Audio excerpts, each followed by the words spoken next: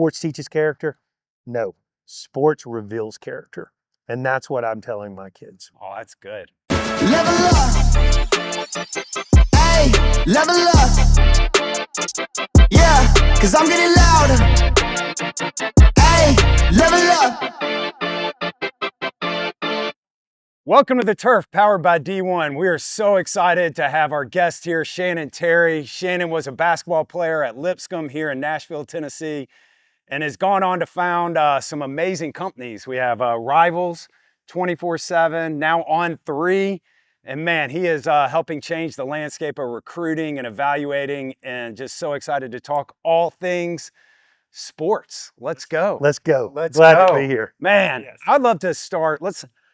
When we get on here, we really want to make sure we're communicating about coaching. Yeah. And you've been are coaching a lot of people in business, but I'd love to drop back to your basketball days and go, man, you had some great coaches. What coaches inspired you and got you excited about being the best player? You know, I had great father figures in my life. My high school coach at DAR is a guy named Bobby Buford, played in a hot minute for the Braves. You know, just a great coach, great athlete. He was one of those guys that's like, here's the expectation. You go do it, and you're going to do it. You know, and so you never wanted to let him down. He was that strong figure. And then I go off to college, you know, and I got to play for Coach Don Meyer. And I was prepared a little bit because of the camps. You know, I was a 4-year camper there, but you can never prepare for what was in store. And learned a lot from him. And I look back, and there's so many stories I could tell. But the thing I learned from Coach Meyer that I think I've carried forward is the success Coach Meyer had was from the preparation. Every day was the biggest day and the biggest game and the biggest play. Therefore, going out when it was time to shine is just like, this is just part of it. He was an amazing prep coach, great mentor. And I shut up and I listened to him and I watched him, and I've done my best to carry some of those things forward. Yeah. So we'll dive a little deeper into there, because he's a legend in this area, you know. And I love, was there something he did maybe in the off season or training or something that you glean on and go, man, that really helped shape those teams? Yeah. I think the first thing I'll say about Coach Meyer is he appeared mad all the time. You know, if you know him, he was screaming. He was, you know, very, very loud, very dominating. You know, I was there for 5 years. He never said one cuss word. And so, you know, to be able to be that strong, that hyped up all the time, and it always resonated with me. And I'm not a goody. You know, I've been in the trenches over these years, but that was always something. So that meant there was a lot of substance in what he said. That was the first thing. The second thing about Coach Meyer, which I look back, and as I've tried to, I mean, we have 180 employees now at On3 and 180 contractors. We have a big organization. And he always made the point, the culture, you know, no one's bigger than the team. The culture, the communication of the culture, the mission is everything. And not a mission statement you hang on that wall, but one that you live by. And whoever the leadership group is, they've got to buy into that culture. And I've tried in the organizations that I've run, I've done my best to be that leader, that everyone in there knew what their job was. They knew our culture. They knew what we're about. And that sometimes makes us not for everybody, but it's who we are. How would you think Coach Meyer would handle this NIL transfer portal world? You know, not well. You know, I honestly not well. It's, you know, Coach Meyer was always, you know, one of his phrases was always adapt versus adopt. You know, we don't want to take the whole person. We want to adapt the good things from the person, you know, or the environment or the principle. Adapt versus adopt. And so, you know, we're in a world now where it's all about adapting, you know, because it's very difficult. I struggle, you know, I'm mid-50s and I have to lead, you know, younger people. Yeah. Now, I grew up where, you know, generation of farmers, hay gets in the barn, hay gets off the field, hay gets in the barn. Well, Dad, it's cold, it's raining, I want to go to basketball practice. No, hay gets in the barn. And so, I've had to learn to kind of take in those early years of Rivals and 24/7. I was hard. I was harsh. I was hard. I didn't give explanations. And people now in their, late 20s and 30s, they don't respond to that.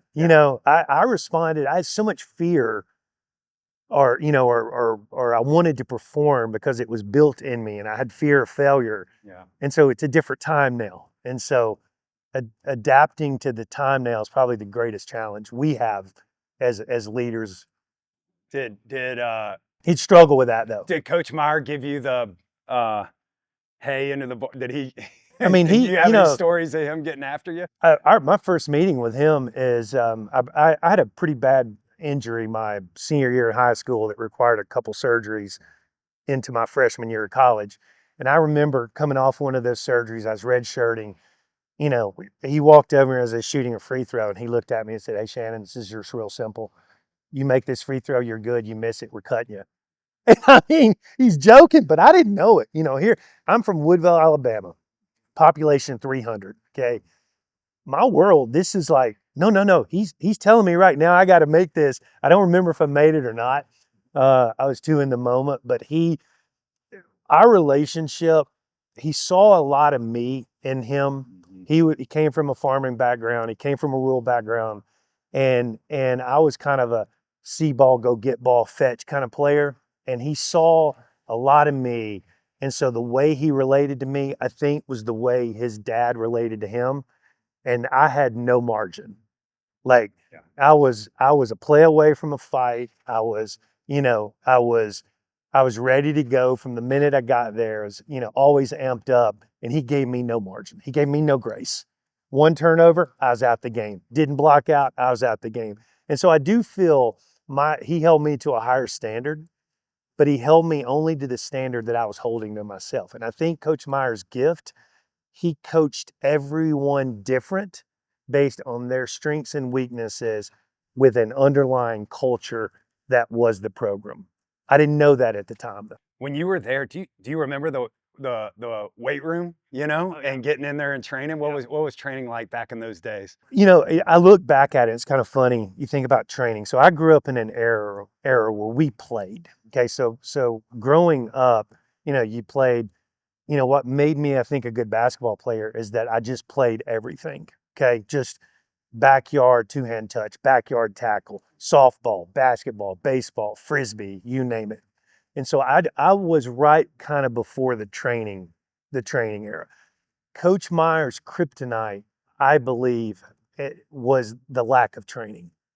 And so if you go back and you look at our generation and teams, we were incredibly skilled. We had a purpose, but we didn't spend much time training. There weren't a lot of players that I played with that actually trained. And I think you get to a point, what I've noticed, and I've watched, I've seen from Vince Young to, I'm 30 years come June, of seeing the greatest athletes in the start of their career. And the balance between just play, okay, skill development and training and working that balance is what the great ones have. Andrew Luck's father, Oliver. Okay, Oliver Luck. I'll never forget it. Took him to dinner in Nashville. I guess it was about a year ago now. We were having some NIL discussion and some state of college football. And I said, "Hey, before you go, you have 3 unbelievably successful children. Okay, you got 2 daughters, masters, college athletes. Obviously, Andrew is, the pinnacle of." I said, "Give me 2 pieces of advice as a dad right now. This is your dad. This is your chance. I got young kids." And I'll never forget this conversation. Number one, he said, Andrew's success was because he played all the sports. And then when he got to football, he just made plays because his whole life was about making plays. That was the first piece of advice. And so he was like, "I'm against the specialization, too young, just go be played." The second one was, when your son or daughter get in the 9th grade, you're not allowed to ever coach again. You can only be the dad. And that really stuck with me. But that's hard to do. And It's hard. That's hard. it's hard. It's hard. Yeah, I've chewed some butt in some car rides home with my first kids. And, I look back and I really regret, my children I have now, the last thing we talk about is anything that I want to talk about on their ride home. It's everything. So many people talk about that. A lot of athletes talk about the car ride home. Yeah. What's your approach? Like, and you said you might have made some mistakes in the past, but like, what would be your approach or advice to people out there, or a dad who's got a high school kid right now? What would your advice be to me? I mean, I've seen it all, and number one is little Johnny here, your little Susie. That's their life. It's not yours. So whatever Will achieved or didn't achieve in your athletic prowess is not on them.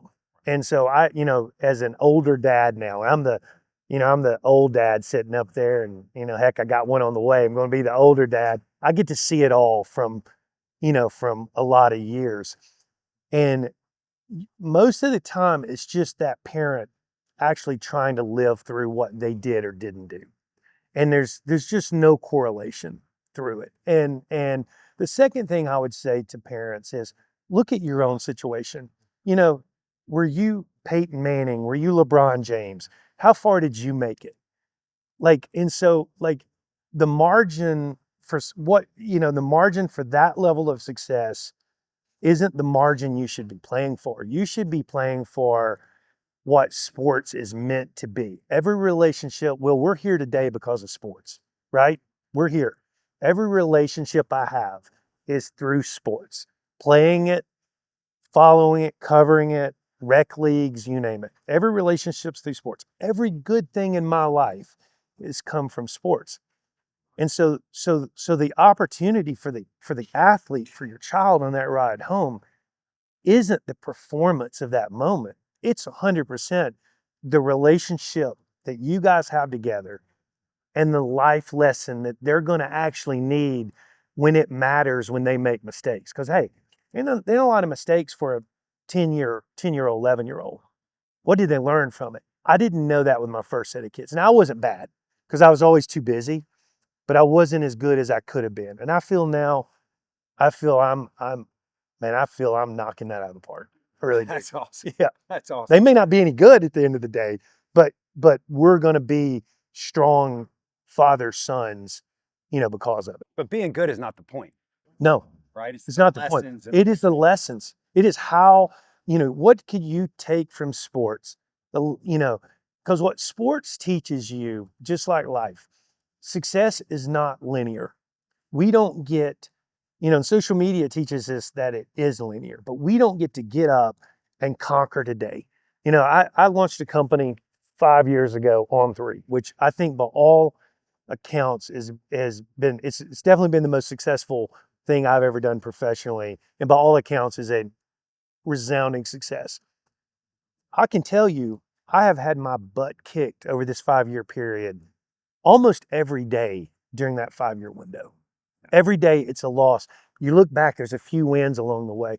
Sports teaches you that, how to build upon those successes and failures to get to the next day, to just show up and do it a little bit better than you did the day before. Yeah, that's good. Just to go one level deep in there, like I'd love to know all your, basketball experience, doing all the other things, the sports, rec leagues, coaching your kids, all the other things. Like, to me, I feel like sports is a great way to learn leadership.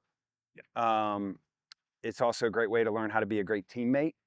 All these halo benefits, deal with, different diversities, deal with different personalities. I love maybe to and I'm more thinking of like the parent out there that's listening to this and talking to their kid, like, hey, these are the things you're going to learn playing sports. Like what would you tell your kids? What are the 3 or 4 things you're like, man, these are the things these are the lessons that you're going to build upon for life? I think we have a tendency to get in these bubbles. So, we get in these bubbles of life. We get in, we are comfortable, so we get in it. Sports gets you out of that bubble. And, I have never in all my years, and I know you stay the same, can say the same. I've seen it. I've never felt uncomfortable because of my experiences in sports, being in diverse settings, I can be in a setting, I feel in a boardroom with the richest people in the world, but I can also, be in an area of town that I shouldn't be in. And I think sports allows you to look at other people's perceptions and perspectives. It's my perception of things is not what's important. Me seeing your perspective on life is how a relationship starts. And so sports teaches you, I think, to put down your own, because sports humbles you really quick. Like if I'm great, my teammates are going to value me heavily on being great, a great player. If I am great and a bad teammate, I can only get so far. If I'm a great player and a great teammate, and I take your perspectives into my decision making, then I have a chance to be a leader, a great leader. Sports teaches that. I've always said I would never make a bad business hire or have a bad friend if I could just play basketball on a Monday morning with them 4 or 5 times, right? Because sports teaches character. No, sports reveals character. And that's what I'm telling my kids. Oh, that's good. Sports reveals character. That's awesome. I want to jump. Let's go fast forward to business days. All of a sudden, how did the idea for Rivals come about? How did all this get birthed into what it's become today? I would love for you to maybe start from the beginning of Rivals. It's a long story, and one of the things, I was a huge college football fan, and because I played at Lipscomb, we traveled on Greyhound buses, didn't have TVs in the dorms. I missed 5 years of watching SEC games, Big Ten games, and stuff. And so when I got out of school, there just wasn't great coverage, I felt, from the newspapers at that time. And so I had a little bit of programming skills, and my partner, Greg Goff, he had great tech skills. And we just had an idea at that point in time. We saw the internet as a distribution vehicle. We thought it was a great way to get communities around college sports and cover college sports, because no one else, we felt, were doing it well at the local level. And then I had a chance meeting in New York City with this PR specialist, and he said, "Look, man," he goes, "your entree to build a big college sports brand is actually just cover what other people don't want to cover, but they want this recruiting phase." And he says, "If you sell out, you get really good in scouting and rankings. The newspapers and the media will publish your rankings. Therefore, a brand will build." And what we did with Rivals was special, but we never really made Rivals a national college sports brand. It was just a great recruiting brand. And I think it had limitations. It was incredibly successful. I mean, we put $1.5 million in it, and we sold it for over $100 million. So it was one of the great returns. And I'm thankful for those years. I learned a lot. I always look back and go, wow, if I hadn't have sold that, maybe we're fanatics today. But I learned a lot of lessons, and it set me up for the journey I'm on today. So, and I remember when you sold it. Yeah. Because I think we were there. We were Yeah, here up there. upstairs talking.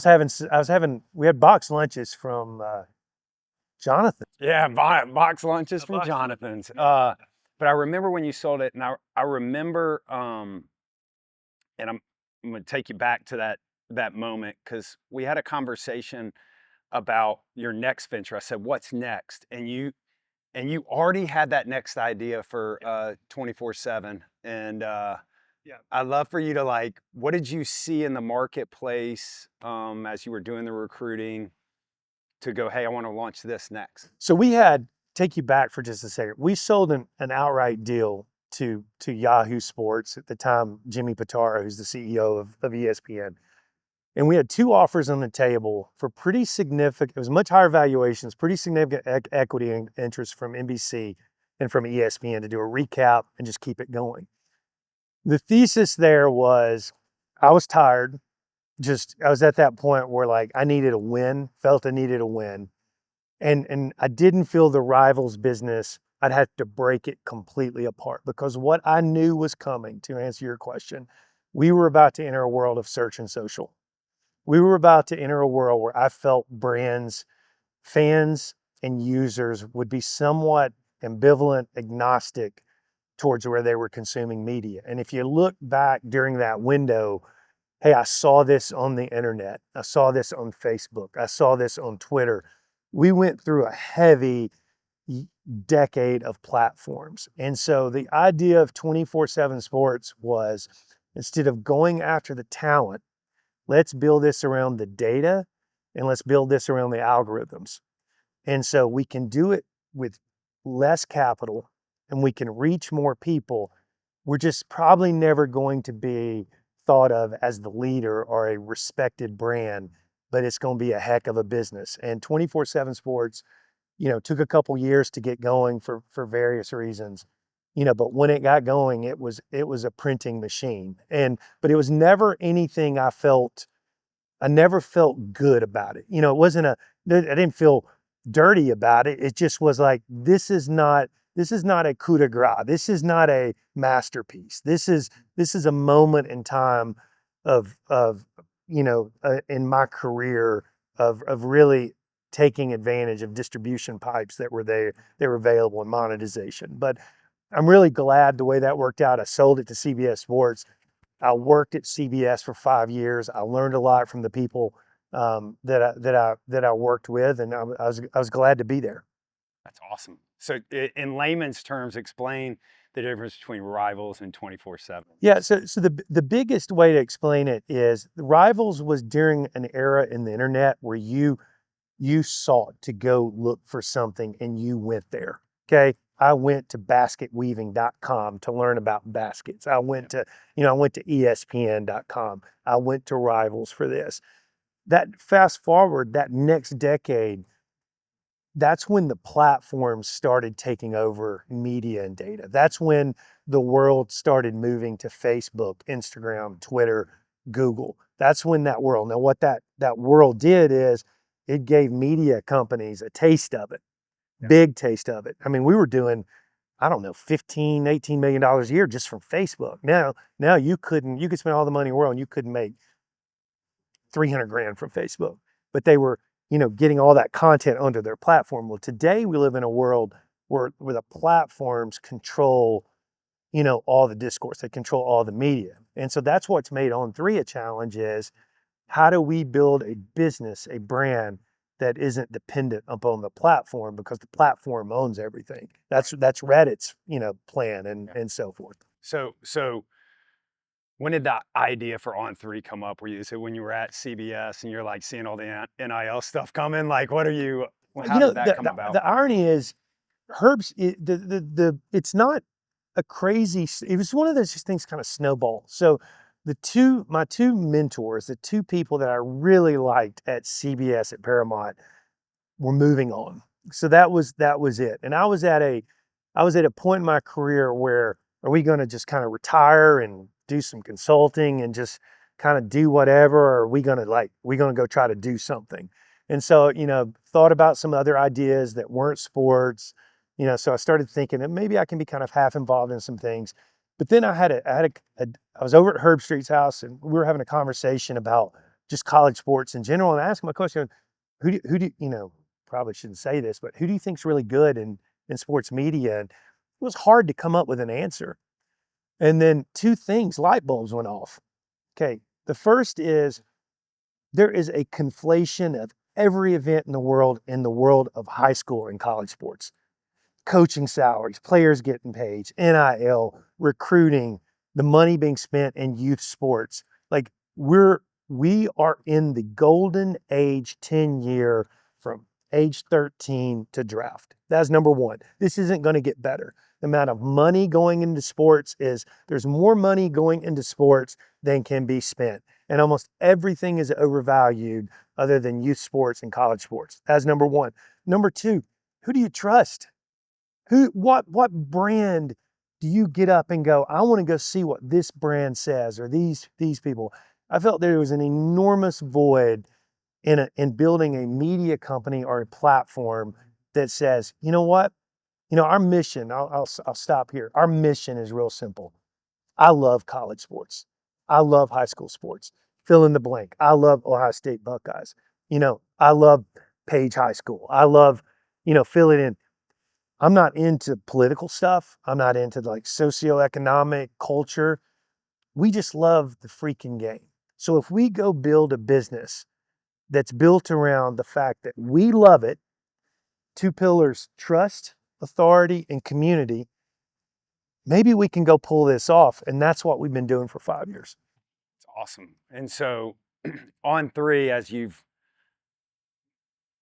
gone into this business, what has been, and I'm more thinking like the student athlete out there, you see a lot of stuff, On3 rankings, you see On3, what NIL money people are getting. And I kind of associate it with NIL when I think of On3. Like, what do you want, like the parent, when they see the On3 brand, what are you trying to make sure you communicate out there? The Rivals reacquisition was important to us because it allowed us to take our brands, and now Rivals is only focused on recruiting in high school, and On3 is only focused on college. And so, our overall mission is for On3 and Rivals to be the most respected, largest brands in all of college sports and high school sports. So for me, this is a 15-year play to go build that. Now, what you have in each of those segments is that you have lanes and areas that you need to own, that you need to be the expertise, the community in, all in one big flywheel.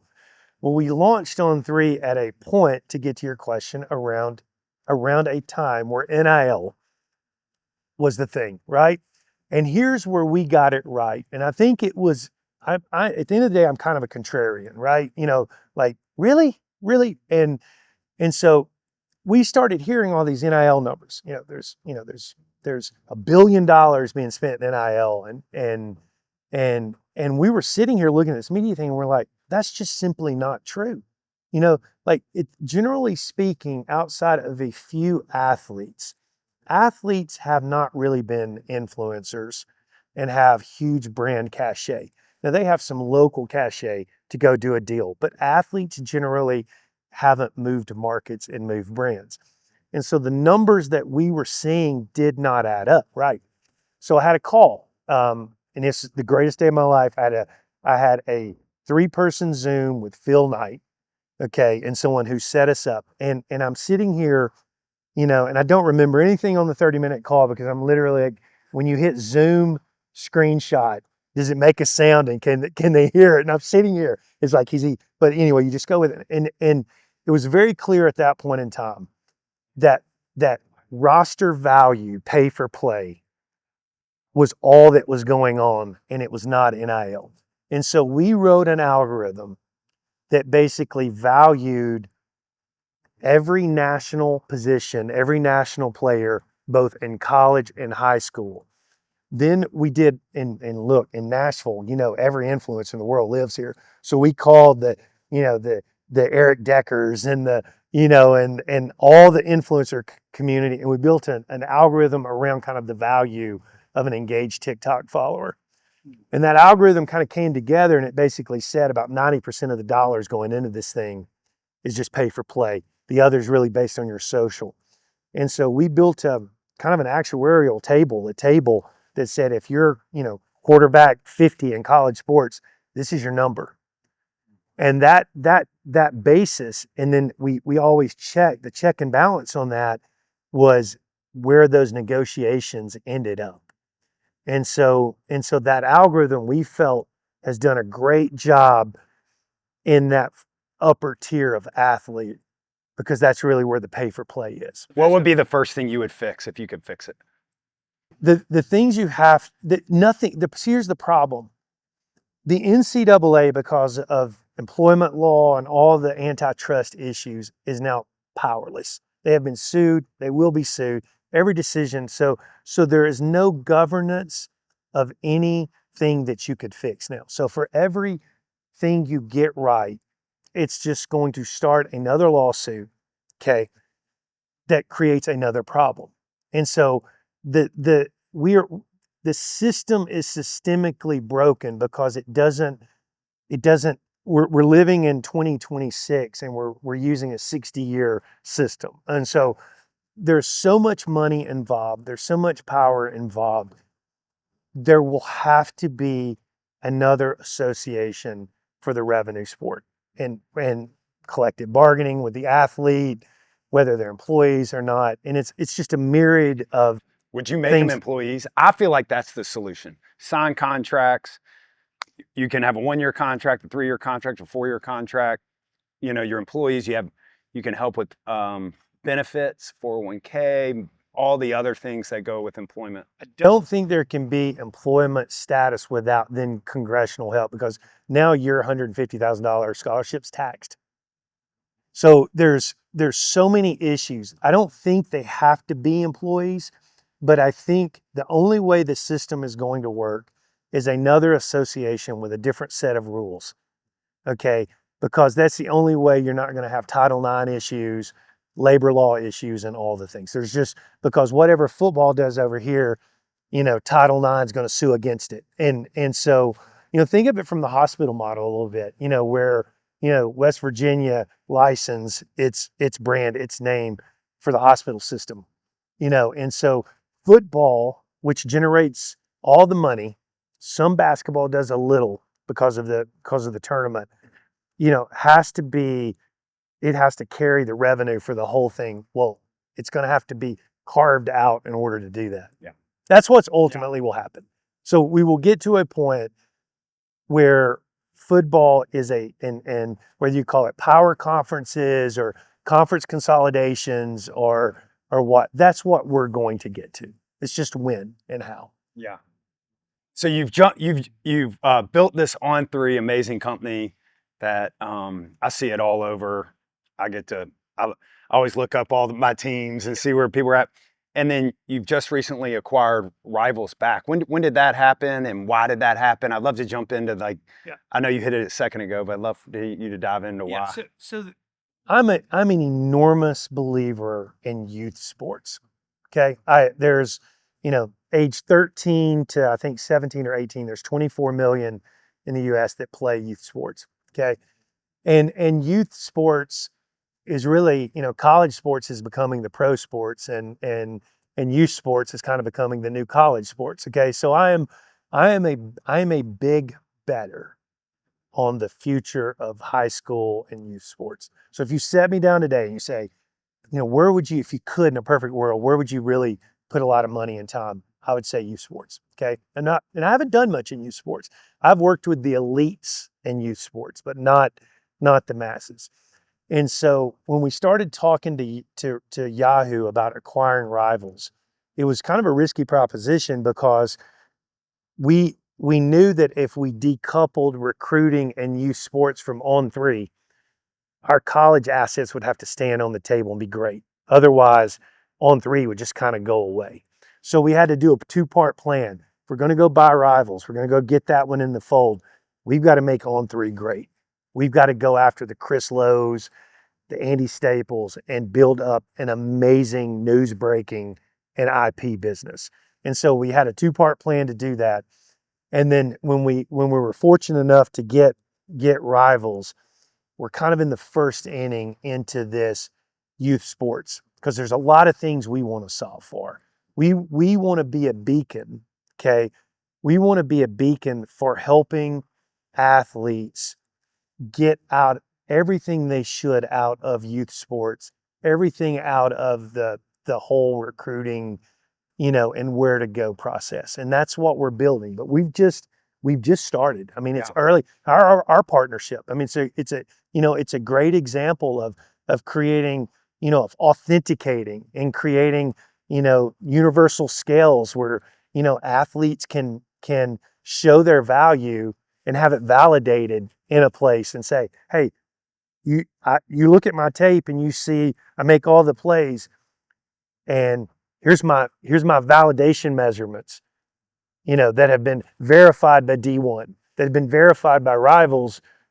Now it's time for you to take a chance on me. We can be that clearinghouse, just like the SAT is to a degree. Yeah. But we've recently partnered up with On3 and Rivals, where we're doing D1 verified, where athletes can claim their profile. And you have almost every athlete in there. I feel like when I went in there, it was robust. And you're doing multiple sports. Yeah. Our mission is to have every athlete at the appropriate age up in the United States for every sport has a profile that they can get in, communicate with coaches, get information on schools, um, request a ranking or a rating, which means, your stuff's going to the scouting team, go to a testing center, get D1 verified, communicate their offers, compare themselves to the peers, but start kind of claiming. Parents spend so much money on these get recruited services, and I don't care if you're. I have pro athletes that are elite coming to me and say, "What do I do? How do I get my son or my daughter more exposure? Tell me about the process." We're trying to simplify some of that for just almost no money. There's no reason that parents should spend, thousands and thousands of dollars for that process. We want to take that inefficient market and make it so that athletes and students can get here and then they can get to the result.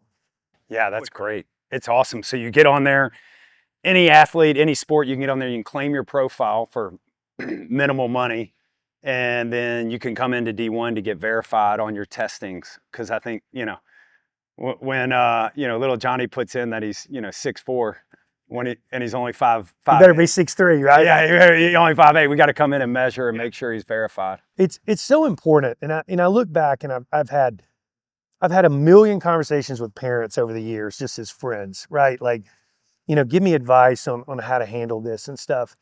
And I've seen it unfold so many times. And I think that the disconnect, exposure is a disconnect. There's no question, even though we live in a time where there's numerous ways to present your case, exposure is still a disconnect that we can help with.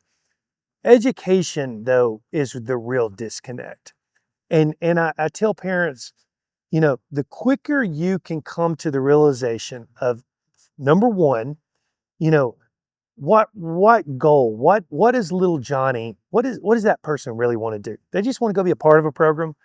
They want to go somewhere to play. Do they want to go somewhere to be the dog? Okay. And then the second, the second is your realization of really where they stand. Because I would say that the parent and the athlete have been pleading their case for so long. And these are athletes that have success. They're performant. They're winning all conference. They're winning games. But Will, you've been in that world. The elites, man, are just different. They're just different. They look different. Their mindset's different. The genetics are different. Those parents have to come to a realization sooner where their child actually fits. Where do they fit in the ecosystem? And then what do they want to do? And then pair those together. And that's their best chance of success. And I think our platform can help offer some of those, not all of those solutions. I get really excited about it because, as a parent who's now had two D1 athletes and one about to be a D1 athlete, man, it's you can get caught up and offer so much. And just me talking to any parents out there, I'll tell you what I tell my kid. I say, go win on the field and you'll get noticed. And that's rung true. And so just really not get caught up in the offers. But I love that you are putting out this platform because they do want to know. And one of the things I would love maybe for you to speak to is how do you see these college recruiting coordinators, coaches finding kind of the needles in the haystacks? How do they find the Josh Allens? How do they find, the Joe Burrows? What are they looking for beyond just measurables and tape? Most of those kids, when you look back, they were really good, right? I mean, very seldom do you hear a story of this athlete was just completely non-performant. Wasn't an alpha, but then look at them now. They're like, most of those kids just were, they're obviously late bloomers, kids that grow a certain stage, kids that don't play against. I think one of the biggest things held against athletes is level of competition. If I look back, well, this kid is, he's the leading passer in the state of whatever. And not enough in a lot of cases because the coaches, and you've been in this ecosystem forever, the coaches know, I think I scored like 36 points a game in small town Woodville, Alabama. I wouldn't have done that in Nashville. I wouldn't have done that in Chicago. And I think if you've got an athlete and he's really good, if he's playing in really bad competition, maybe get him out of there. Yeah. Maybe that's the best thing you can do. I think another thing is honesty around measurables.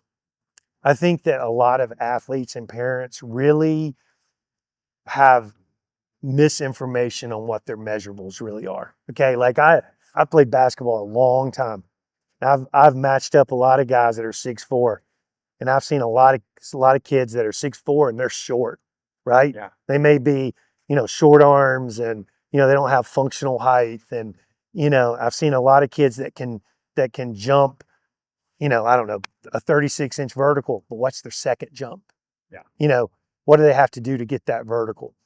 And so I think an honest assessment of what your capabilities and your seasons are, because you can come to D1 and you can improve what God gave you immensely, right? Yeah. You're still within a window in most cases. And I think an understanding of where you fit, and then that can change how you prepare, move positions, how you play, how you prepare, and the offering you're trying to give a team. That's good. I mean, we like to say when you come here, we want you to reach your full potential, whatever your potential is. Yes. And, people come in here with different, caps on that potential because of genetics or whatever that might be. So we want you to maximize your potential. But you could look at people and say, hey, I'm 6'6", I'm 210 pounds, and I have these seemingly physical traits as, 25 NBA players here. But when you really peel back the onion, those guys just move different. Yeah. And, sometimes it shows up on test, and sometimes it doesn't. Yeah. And you talk a lot about the future of sports, and I'd love to wrap it up with just going, you talked about this is a 15-year plan to build something really great. In 15 years, when we're sitting back listening to this podcast, the turf, what do you want to come to reality? For me personally is, I will be 30 years, June of 26. Okay. So 30 years. So I feel this opportunity is getting the best me, the best relationships. And I think I've done things we all make mistakes, but I think I've done things the right way. And so, I feel I've done a lot of work. I think I'm in a great age to do this. And at the end of the day, I love what I do, and I love college and high school sports. And so if anyone is going to build the next great sports media company and platform, why can it not be me? And so my mindset is it can be me.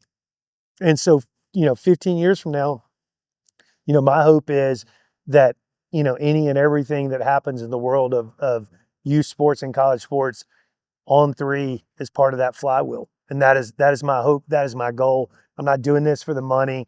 I'm doing this to see if I can do it with the people that I have. And so we'll see what happens. Maybe it happens, maybe it doesn't. It's not going to be because we didn't try. It's awesome. Well, I know I believe in you. We've known each other for a number of years now, decade plus. Yeah, I think close to 15 years. 15 years, and you've always been so generous with your time. I have to say this about Shannon. Shannon has come here, met with me so many times over some box lunches, and just been a great friend in the industry. And I'm proud of you, dude. Man, it's amazing what you've done. Oh, thank you. And my hope in 15 years is that every athlete in the country is getting their verified for their Rivals profile, and all the recruiting is better. You can understand it a lot better from a parent's perspective. I love what you talked about education, because I think that's so important, that parents just need to be educated. Boy, if we solve for that in 15 years, that'll be enough. That'll be a big one. Yeah, that'll be a big one. Hey, thank you so much for being on the turf. We're pumped that we had Shannon Terry here, founder of Rivals, On3, and 24/7. Man, really appreciate you being here, and thanks for sharing all those nuggets. We'll see you next time on the turf, powered by D1.